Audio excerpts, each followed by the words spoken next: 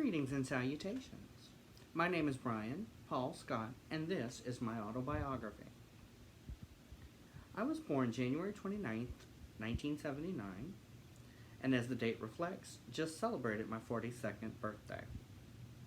I am the firstborn of 4 children to Cedric Scott and Ramona Odima Scott. I was born in Houma at South Louisiana Medical Hospital, which was what it was called at that time. Now it is known as the Leonard Chabert Memorial Center. In my 42 years, I have lived in 3 different places. Almost each one of those places occupied a third of my life.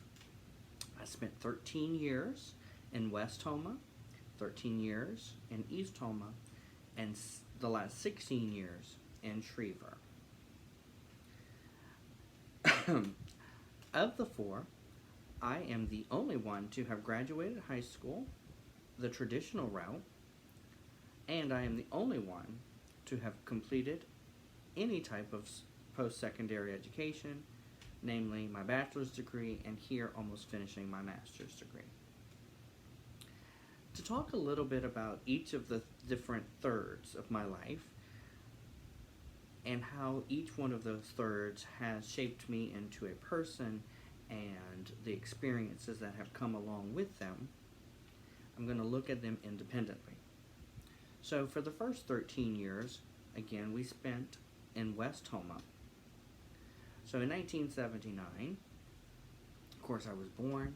In 1984, I entered kindergarten at the age of 5 because I was a January baby. I attended Southdown Elementary School in Houma from kindergarten until 6th grade, and then I went on to 7th grade at Houma Junior High. Now, my time at Southdown should have been, looking back, clouded by the racial divide that existed. A little history about the current Southdown Elementary School. At one time, it was the black high school, Southdown High School. So, when I look back at class photographs, I was one of 3 white students in my class. But that never really fazed me. That never really set apart any difference. I didn't feel any different.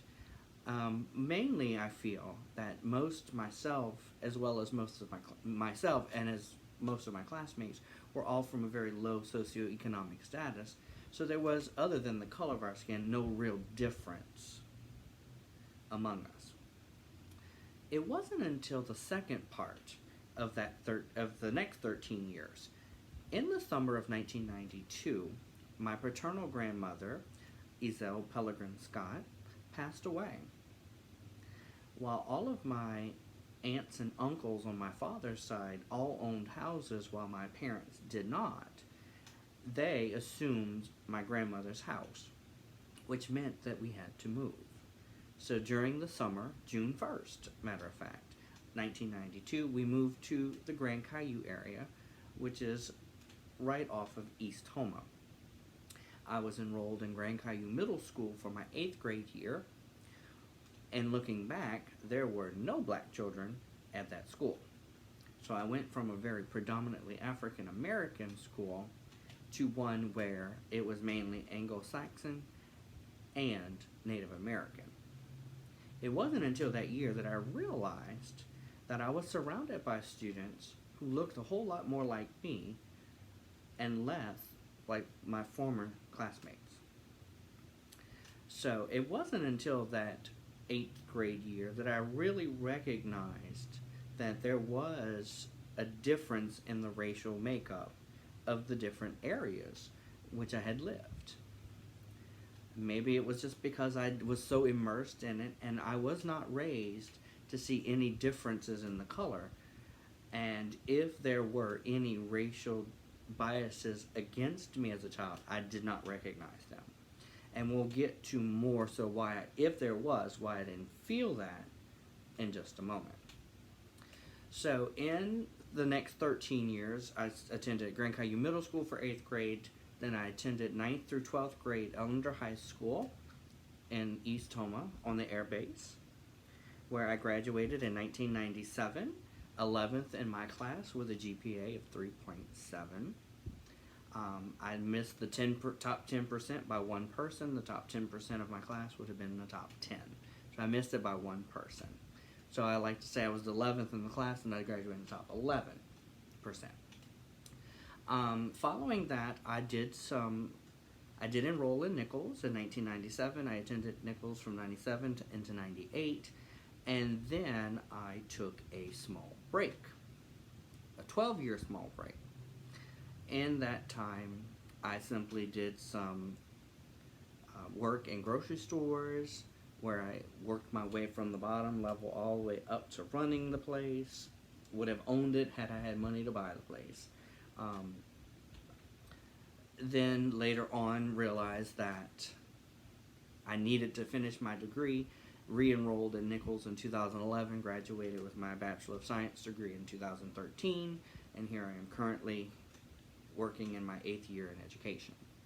So my degree came much later in life. I was in my mid-30s by the time I started teaching. So when we talk about drop, I always laugh that the drop program for me is going to be actually when I drop in the school building. So in the past 16 years, so in 2005, I moved to Schriever, and I have been here ever since. We did live for a brief stint in 2010 in the city of New Orleans, but never really laid roots there. We were only there for a year.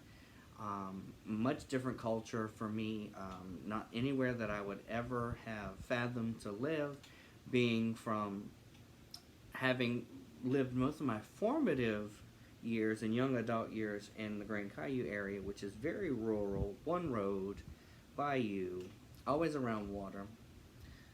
The city life was not appealing to me at all. I actually lived in the outskirts. We lived in Metairie.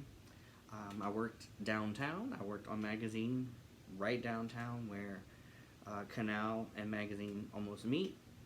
So it was a lot of hustle bustle. That was not my style, is not my style in any shape or the form.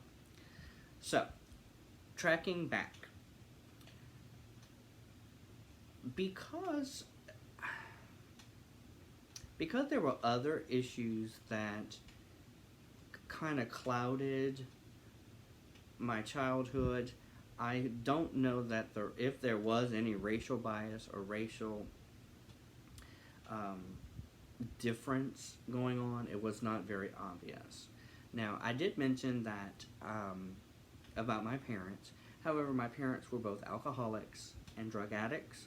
So, technically, while they were biologically my parents, and on paper I was with them, I grew up with my grandmother. Now, my grandmother lived in central Houma, or downtown Houma, as most people would think of it, closer to the eastern side. Very uneducated, illiterate, could not read, could not write, no schooling, could not even speak English. She only spoke Cajun French. My very first words were actually in French. So I can always use that as a reference that English is my second language. I then went on to learn Spanish as my third. So, unfortunately, the Cajun French language is dying. So few people speak it, and it's been over 25 years since I've actually been able to use it conversationally. So while I can understand every word someone is saying, it takes me a lot more effort to come up with the words to speak to them. But it is deep-rooted in there that it is not going away. So part that, and part that, of course, I was not the most athletic student at all. I was not the most masculine student at all.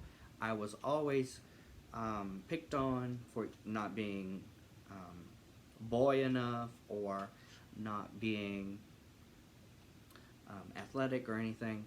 So if anything else was going on that I did not realize, it was probably because I was more interested in survival and more interested in the bullying that was going on. Of course, because of that, was not popular at all. I found my solace in learning. found solace in the one thing that I knew I was good at, which was school. Excuse me. I am and was baptized Roman Catholic, and because of that strict religious background, even though I was well aware of my sexual orientation at the age of 13, I was married to my ex-wife in the year 1999, and we divorced in 2005. It was not until the year 2005 that I finally came out and that I met someone who we have now been together for 16 years, but we only got married in the year 2019. Even though it was legalized much earlier than 2019, we waited until just 2 years ago, a little shy of 2 years. It'll be 2 years in September. Not for any other reason than we live in such a climate, especially here in the South, where homosexuality and gay marriage is still, while legal, very much not popular or easy to talk about with other people. Part of that for me is, of course, the deep religious traditions. My grandmother was devout Catholic, so although she passed on in 1996, well before I even got married, she had no influence in that at all, other than the subconscious influence of the good Catholic boy either needed to be a priest or get married, one of the two. While having contemplated the priesthood at one point, I just don't know that that would have been my true calling. Now, because of the being called names, because of the being bullied, because of not being popular, of course, education for me was my solace. Education was my blanket. It was the one thing that, especially as I got into high school, later on into high school, especially around 10th, 11th grade, I realized that is something that I could actually be very good at. And while I was still picked on for being nerdy and being smart and all of those other things, I was still able to forge forward with that, and luckily it paid off in the long run for me. Now, of course, being married in 1999 meant that I had to go to work, which is why one of the other reasons why I did not finish my degree early on. Had I finished my degree, this should have been my 20th year in education rather than my 8th. But because having no one to support me other than myself, I had to make the decision what was more important, going to school or being married. So I could not do both at the same time. So while I attempted to do it in the end of 1998, it just financially was not something that was possible. So later on in life, my current husband tells me, it's evident that the passion is there.